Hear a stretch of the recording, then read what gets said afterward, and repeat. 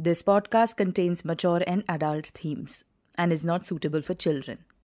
Listener discretion is advised. I'm always trying to be queer enough for my queer trans partner. Okay. Right. Interesting. So I'm too disabled for the queer community, and I'm too queer for the disabled for community. the disabled community.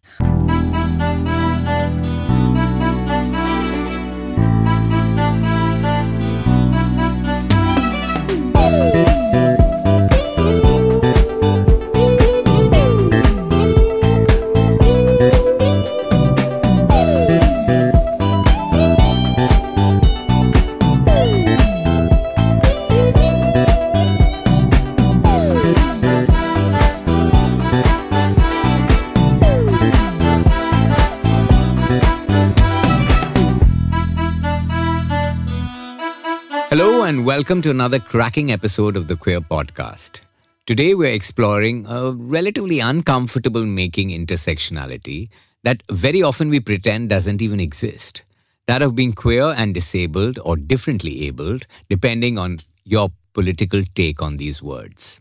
And we have with us someone who is less than half my age at 25 and yet someone who has probably done more for our queer disabled folks than most people can do in a lifetime. So let's say hola to our star guest who has winged their way in from Delhi for their graduation. I'm so proud to have with us Nu, who identifies as non-binary queer, who is a writer, activist, feminist, and is disabled, and also is someone to look up to in many, many ways. Hi Nu, welcome to the Queer Podcast, and a big thank you for joining us on your visit to Bombay. Oh, thank you so much for having me here today. This is actually my first in-person podcast. Oh, you've done So- recorded sessions before? Yeah, I have online. Right. So this is like a very cool thing to do. So, Great. I'm so yeah. glad you thought that. And I'm sorry that we stalked you and nagged you and kind of twisted your arm to get you here. It's absolutely fine. Okay, good.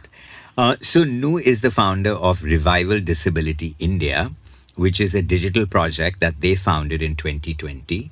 So that's a pandemic baby. It is. It is. Right. This is a supportive community by and for the disabled, and they have been honored with the Ladli Award for Gender Sensitization. Congratulations. Thank you. And they are a UN recognized disabled queer collective, and a lot more which we'll find out. So, congratulations on your graduation. What is this degree that you have come to? So it's after a lot of trauma and a lot of also I use trauma also in a very humorous sense. Okay. So just All I'm right. just putting it out there. Okay, good. Yeah. So I'm finally graduating in my master's in women's studies. Oh, cool. Yeah. Wow, congratulations. So a big disclaimer to you is that the whole idea behind this podcast is for old queer folk like me and other people from outside the community as well to negotiate younger queer worlds and to learn about the new rainbow world that you youngsters are creating. So you need to forgive my boo-boos because they don't come from intent, but they come from ignorance, okay? So be kind. So tell me, let's clear the air because this is somewhere that I constantly need help. What are your pronouns and how do you identify? So my pronouns are they, he. I'm still figuring out my trans identity. Oh, I'm a trans, non-binary, disabled person. wow. I just know that transness is very fluid, Right. and even within the community, there are various guidelines to be trans the right way, which I do not. Subscribe to. Yeah, I do not subscribe to that. Right. I think transness is whatever a person wants it to be. Right. So is sexuality. Absolutely. So yeah, those are my pronouns, and that's how I identify as. Okay, cool. So I didn't know about the trans. I don't think that comes through very often in stuff that's written about you. So thank you for sharing that with us. I totally agree with you that sexuality, gender, all this is on a spectrum. We just know that we're on the queer side of the spectrum. That's something we're sure about. But I guess that you're still negotiating it as you go. I am. In our community, a lot of, consider trans only once you transition. Right. Right? Or you trans present in a way. Exactly. Yeah. Yeah, which I am pretty cis presenting. There's a privilege to that also. Yeah. But also I'm not considered trans. Right. There are these various rules also of being marginalized. Right, I yeah. call it like bodies of convenience, bodies which are more palatable. Wow. Yeah, and something which you can wrap your head around easily. And trans disabled folks do not come under that. Yeah. So another word that we keep touching on, but I don't really understand, is ableism. So what do you mean by ableism? Ableism, like by definition, is when you doubt the value of disabled bodies. Like you undermine and don't value disabled bodies. Right. Okay. That's So, simple to understand. Something which is simple. Also, I'm not calling anyone out. I'm not calling you out. Right. But like outside when we were talking about delivery apps, Right. right? We were talking about how easy it is. Right. Right. Also, like ordering like one The thing smallest from the, thing, yeah. While it is like nuanced and in a class bit, Right. but also at the same time, as disabled people unable to go to the shop Yes. or receive, Right. right? It's also easier for us. Right. So like at this point, I don't only want to touch upon disability or ability, but also like those of us that exist in a non-normative body, Right. bodies that aren't represented and bodies that are undermined, Right. right? So ableism is again like a very broad spectrum. It can be ableism and infantilization. I'm just giving you like an example. Yeah. When people say, "Oh, you're too pretty to be disabled." Oh my God! You've Right. actually had that being said to you. Yeah. So I guess that's that classic, Again- when you tell plus size people that you're so pretty, but if only you lost some weight or yeah. whatever. So Yeah. so that is something which is told quite often to disabled women, as well as like so these traits, right? Like prettiness or success are seen as not coexisting with disability, because disability is essentially seen as a failure, Right. right? So obviously you've gone through like a lot of stuff. I don't even know where to start. And I guess like it's kind of would be overwhelming and would take days to probably discuss discrimination and shutting down and sort of silencing that you've been through. But I'm interested in the sexuality element. So did you grow up thinking you were straight, or were you sort of forced to think of yourself as straight? So I did grow up in like a compulsorily heteronormative able-bodied society, right? So whenever I talk about my queerness, I cannot talk about it without my disability, Right. Because the two very much go together. Right. I was always told to achieve able-bodiedness. My disabled body, my physically disabled body, Yeah. was always buried in a way that I was told to fix myself, right? Eek. Like, I was, like for example, the way I would talk. But for years I spent burying my disabled voice, like hiding my disabled hand Right. in my pocket. Okay. Or, I was told to walk straight, Oh God. right? And now I just have I have a joke that I can't walk straight because I'm not straight. Straight. Yeah, I knew that was. I knew that. That I knew was coming. Yeah.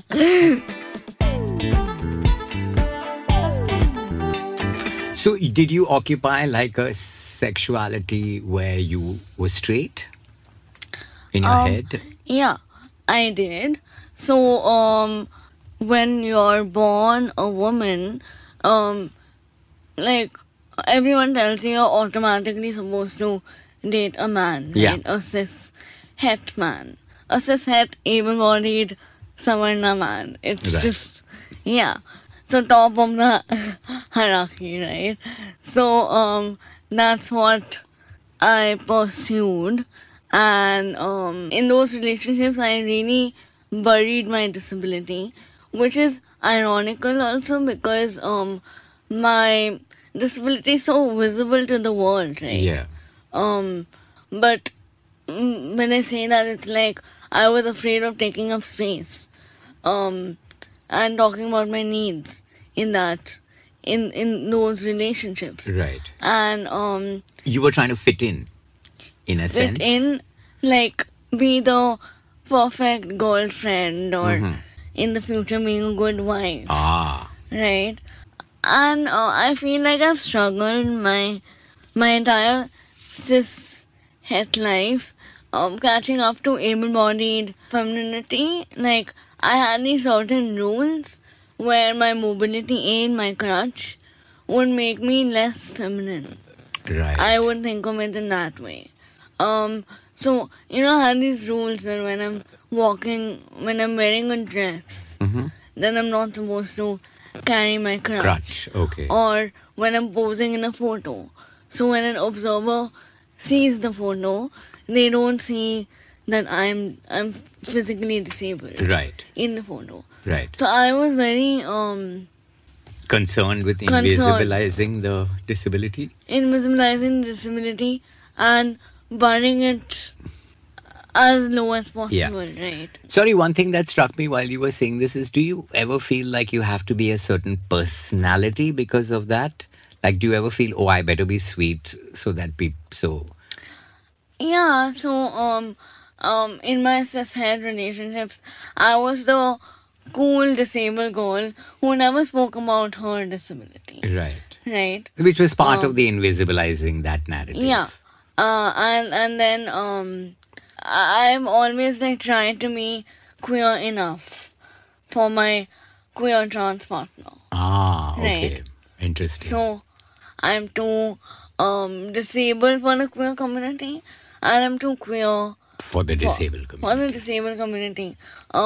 This thing of, again, I come back to independence because it's like the theme has been so resplendent in my life. Yeah. And I've never had the words to articulate it, but now I do. Yeah, and in quite a So- beautiful, positive way. Like resplendent is a lovely word. Makes me It think just of came to it. carnival and feathers. Yeah. Yeah, so that's a good word.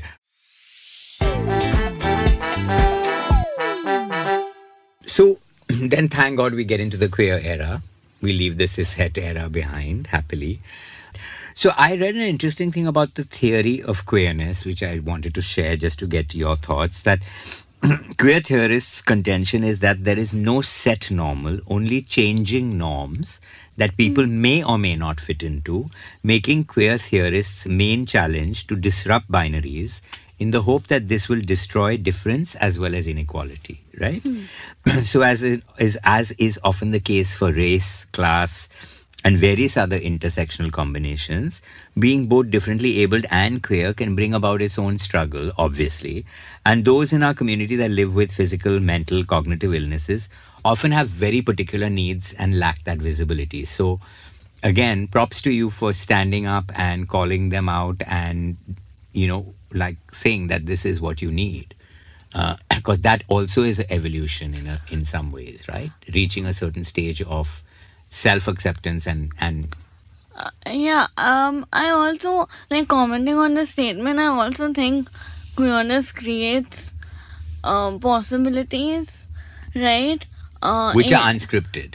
Which are unscripted, but there are certain queer intimacy codes to follow. Right. You know that that perfect length of your haircut, or that perfect amount of eye contact you give to a stranger. Right. Right? There's certain behavior or codes of intimacy and are Sure. queer enough. But at the same time, I've also found that the disabled queerness I've created within myself creates possibilities for failure as well as grief.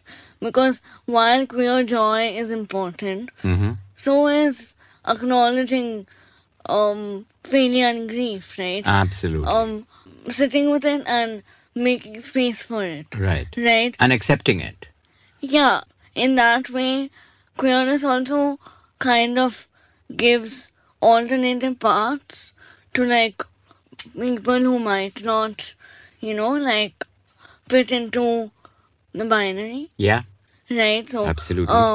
so I attended a conference on queer intimacies in 2022, and in that conference, like, we spoke a lot about like, there are people who have resources to identify as queer or to fit into that label, but also, like, when you see this is a very broad spectrum, of course, Right. but when you see those that particular single aunt in your family, Yeah, I have one. right? So And I am one, actually. I'm slowly becoming yeah, one. so they don't necessarily identify as queer, but how the Yeah. movement just gives space to all Yeah. of us. Right. So, interestingly, disabled members of the queer community face stigma internally, and there's a term called crip gay, which is cripple Yeah. gay, I guess, which is used to describe queer people, usually men with physical disabilities. And obviously, gay men with disabilities don't fit the queer image of beauty or any image of beauty, I guess. And then now that has evolved to something called queer crip, which is, for those who choose to take up the label, is a term meant to bridge the gap between disability and queerness. Are there any terms that you use to refer to yourself, or that you're proud to reclaim, or I remember I used to, like, my previous dating app bio was queer, disabled, and chaotic. right?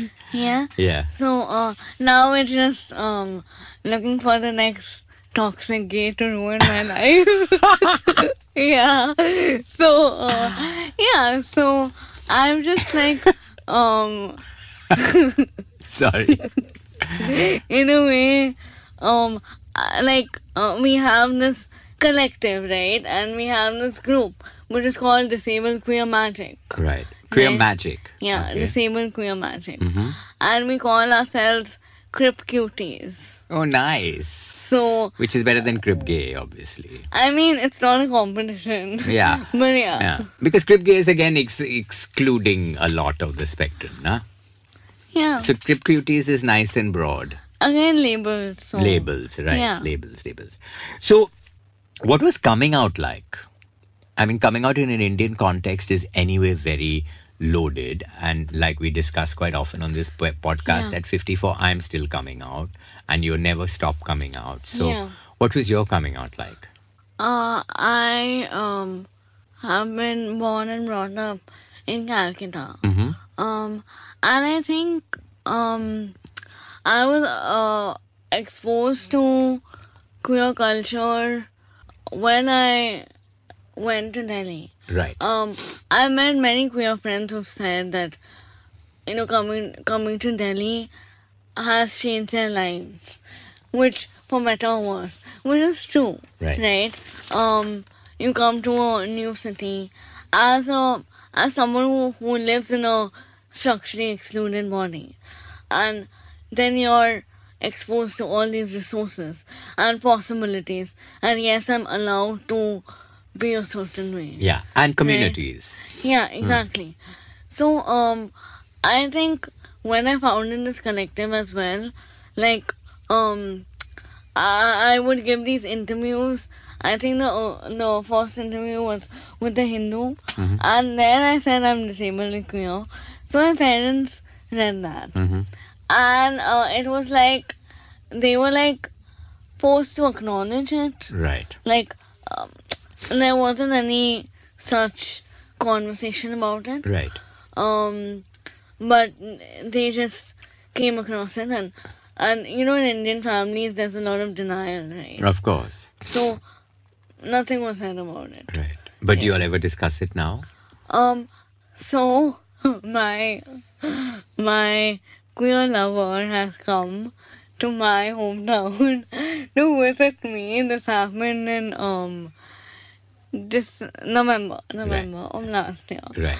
So this was the first time my parents saw with their eyes that I am queer. Right. Like, I'm not just saying something, right? Right. So they were visibly trans, right?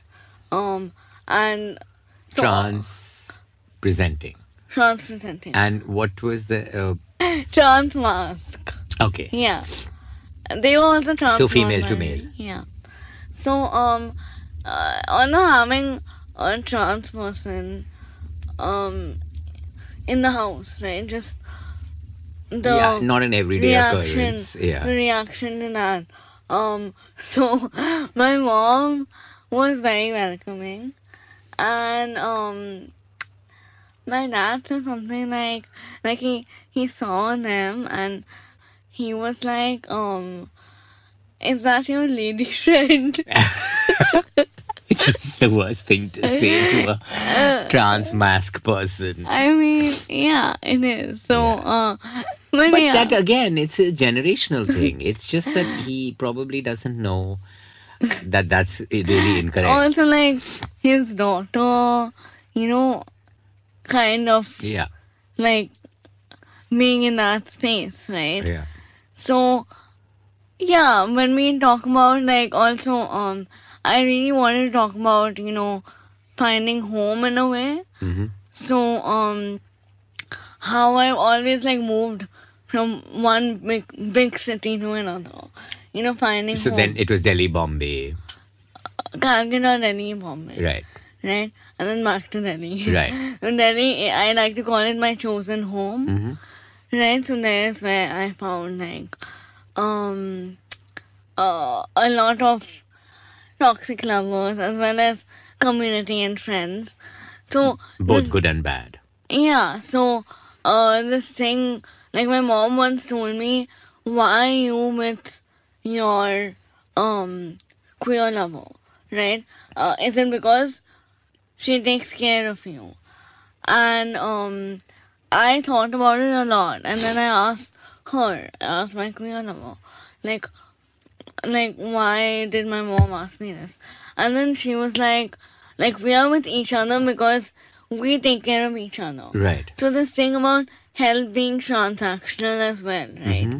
Like how it's a two-way street and not a one-way street. Which makes it's nicer, right? Obviously. Obviously, because a disabled person, at least there are lots of positionalities and social markers, right, of disability. When you're visibly and physically disabled, then you're not seen as someone who is capable of helping or Yeah. How could you? Yeah. Possibly. yeah. And in fact today, thank God for that, I just have really good friends in my masters. Yeah. I made like two very good friends, and one of them, I was like, we were on the road today, and they were pushing my wheelchair, and I made a comment that was like, if it weren't for y'all, I wouldn't have survived in this institution. And Sweet. they were like, it's a two-way street, right? Yeah. We made each other survive. Then, of course, there's media representation, which we have to touch on. So, such few film series, etc., that deal with this intersection of queerness and disability. You have queerness, you have disability, you have both being dealt with separately, of course. And we all know that media is extremely powerful and important in shaping minds, ideologies, etc. So, I'm thinking back to a time when writer-director Shonali Bose, who, by the way, is like a sister to me and an important positive influence on my queerness when I was growing up, in that she was one of the few people that would always encourage me to do cabarets for her, wearing her clothes, right? And then take them off. And then she told me that she was writing this script about somebody who was queer and disabled. And she does have somebody in her family who is disabled. So I thought it, came from there. And the family has, in fact, been responsible for setting up the Spastic Society of India because of that individual, Malini.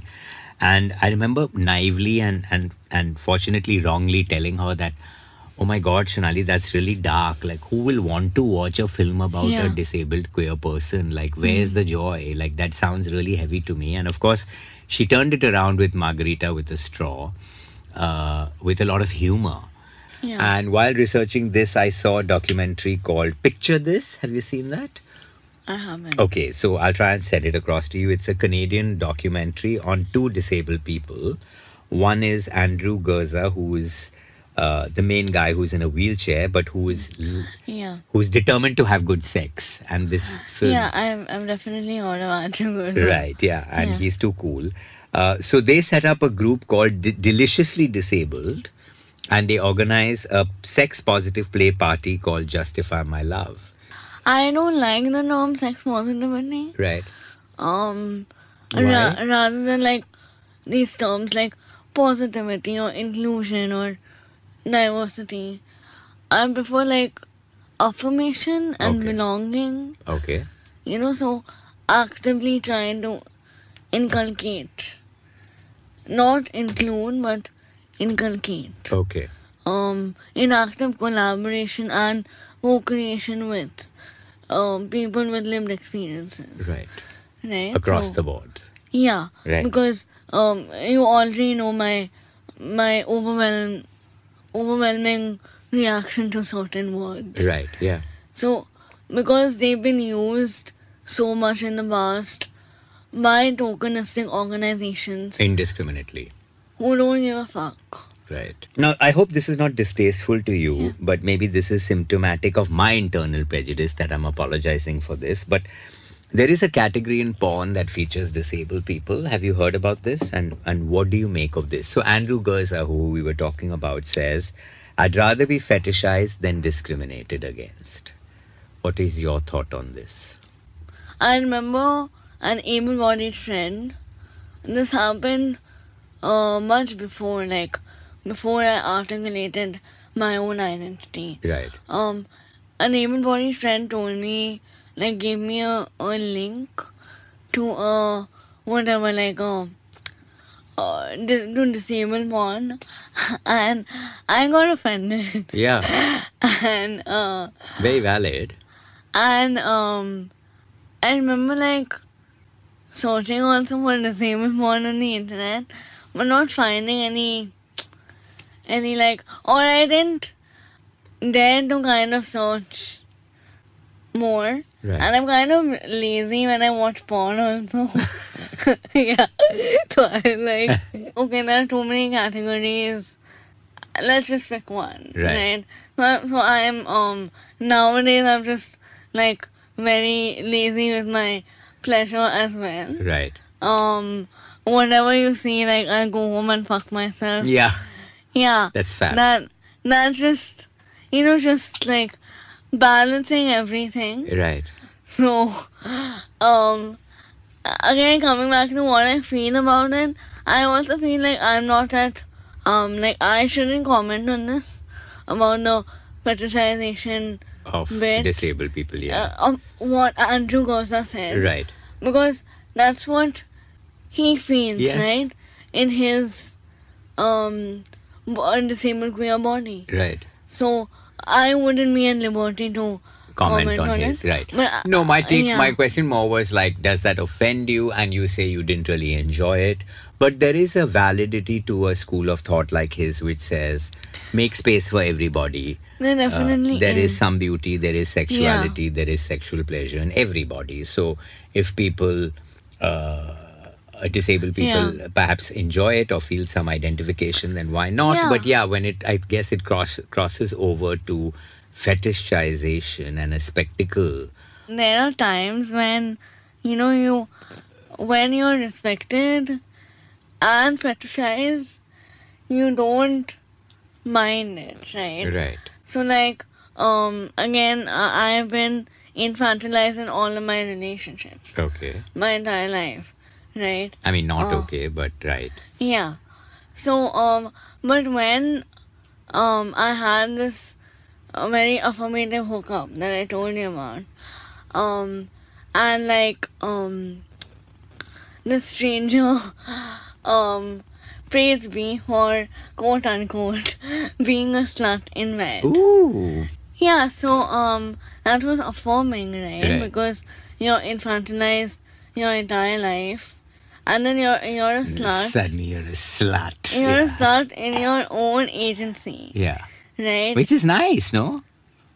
Where you're not being forced or amused in bed, right? Which are also experiences I have had. Right. So having this hookup in a new city in Bombay. Ooh, Right. welcome to So- Bombay. Yeah. So it's kind of affirming in that sense. And was this Right. do you mind me asking, was this a queer hookup? Yeah. It Okay, right, right. Was. It was. Okay, so just to close, while the world struggled with the pandemic, you bloomed and created the Revival Disability India group collective. So there are some whip-ass quotes on your profile. One is, we call out ableists and marvel at our hot disabled bodies in the mirror. And you say, I do not want to inspire through my words. I want to start a disabled riot. We deserve a place in society. And you also introduced a really cool concept called Crippletine's Week, right? Cripplentine's Week. Yeah.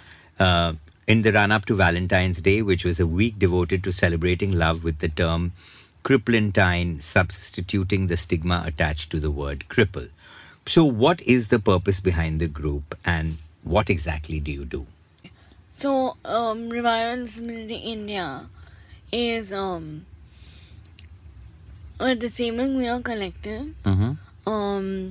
Firstly, and we also believe in the power of storytelling. Right. We publish stories for the disabled queer community. We don't write for the able-bodied gays, Right. right?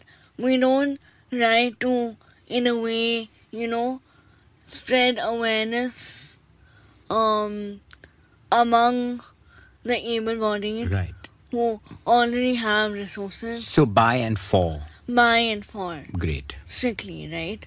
And we also have this demographic in the group where I am trying to make it like a LBT group, Right. lesbian, bisexual, transgender. Why are you leaving out the G's? G's get too much anyway.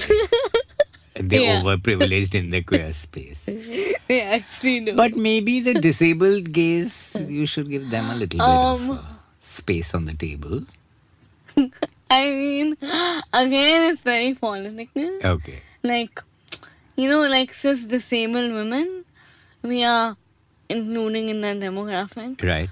But yes, there are disabled gays as well in the group. Yeah. Non-binary people, Right. right? But cis disabled men, we have a strict policy. No, again. no. Yeah, it's no.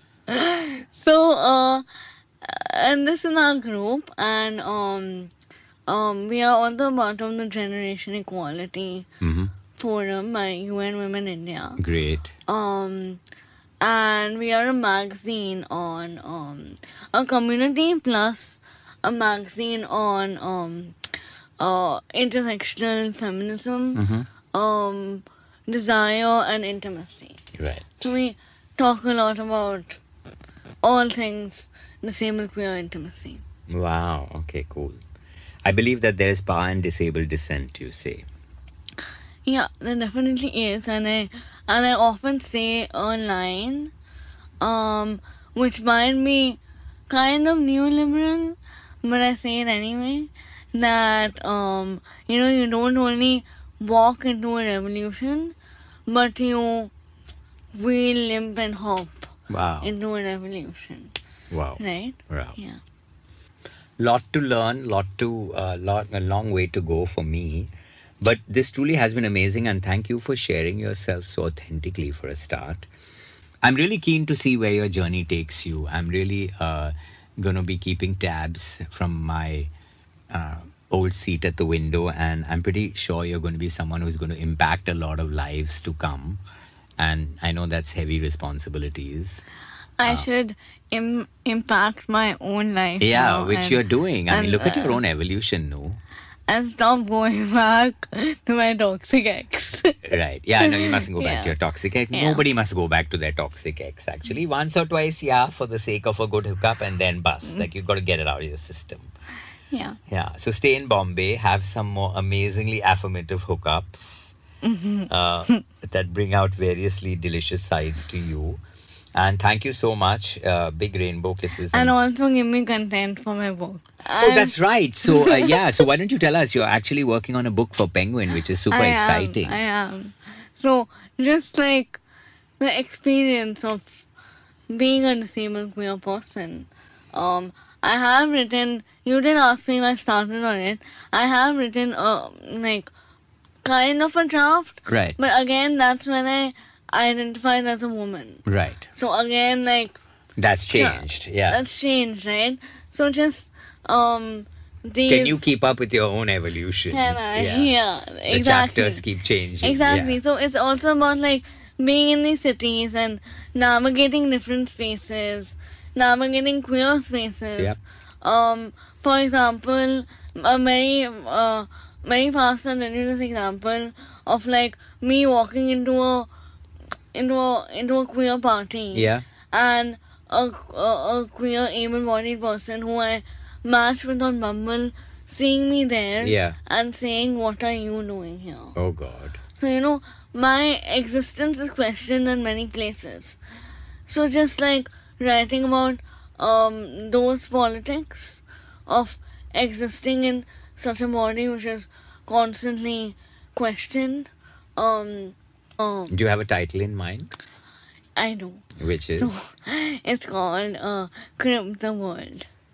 Crip The World. World. Oh, wow. Okay, cool. Yeah. So what we were talking about, Yeah. queer crip. Queer Grip and Grip Yeah. Cuties. All right, so all the bestest for this book. I look forward to having a copy in my hands. And thank you so much, Nu, from all of us and at Audiomatic as well for coming in and for sharing everything with us. Thank you so much.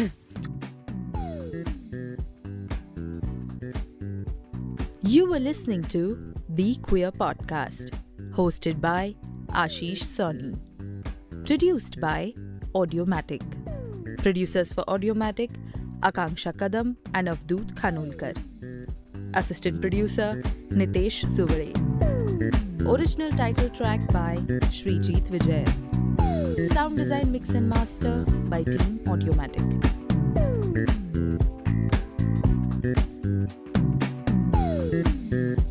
The views and opinions expressed in this podcast are those of the host and guest and do not reflect the policy or position of any organization, entity, or platform. This podcast is not intended to harm, defame, or offend any individual, group, or organization, and any references made to persons, living or deceased, are purely coincidental and not intended to be taken as factual statements.